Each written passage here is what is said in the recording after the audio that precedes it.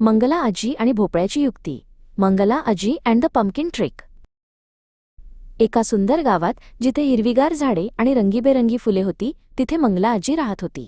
ती खूप दयाळू आणि प्रेमळ होती, पण आता तिचे शरीर थोडे थकले होते. तिला तिच्या लाडक्या नात हंसिकाची खूप आठवण येत होती, जी दुसऱ्या गावात राहायची. मंगला आजीने ठरवले, मी हंसिकाकडे जाईन, तिच्या हातचे गरमागरम जेवण खाईन आणि थोडा आराम करेन. मग मी पुन्हा धडधाकट होईन. तिने आपली काठी घेतली आणि हळूहळू हंसिकाच्या घराकडे जायला निघाली. ती जंगलातून जात असताना अचानक तिच्यासमोर एक मोठा तपकिरी अस्वल रंगा उभा राहिला. रंगाला खूप भूक लागली होती आणि त्याने मंगला आजीकडे पाहिले, जणू त्याला तिला खायचेच होते. थांब थांब रंगा, मंगला आजी म्हणाली. अरे बघ माझ्याकडे, मी किती अशक्त आहे. आत्ता मी माझ्या हंसिकाकडे जात आहे. तिथे मी भरपूर खाईन, धडधाकट होईन, मग परत येताना मला खा, म्हणजे तुझे पोट तरी भरेल. रंगा अस्वलाला तिचं म्हणणं पटलं. त्याने आजीला जाऊ दिलं. थोडं पुढे जाताच एक मॅजेस्टिक सिंग केसरी समोर उभा होता. तोही मंगला आजीला खाणार होता. अरे राजे केसरी, मला बघ, आजी म्हणाली. किती खुश झाले मी हंसिकाकडे जात आहे. तिथे भरपूर खाईन, लठ्ठ होईन, मग परत येताना मला खा, म्हणजे तुझे पोट तरी भरेल.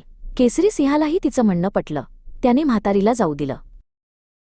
शेवटी मंगला आजी सुखरूप हंसिकाच्या घरी पोहोचली. हंसिकाने आईसाठी भरपूर चविष्ट पक्वान्न बनवून ठेवली होती. गरमागरम पुरी, भाजी, गोड पदार्थ आणि ताजे दूध. आजीने पोटभर जेवण केलं आणि तिला खूप आनंद झाला. मंगला आजी काही महिने हंसिकाकडे राहिली.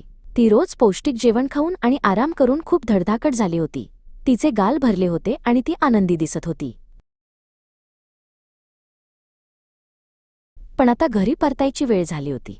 आजीला आठवले, वाटेत रंगा अस्वल आणि केसरी सिंह माझी वाट बघत असतील. तेवढ्यात तिला एक युक्ती सुचली. ती हंसिकाच्या शेतात गेली.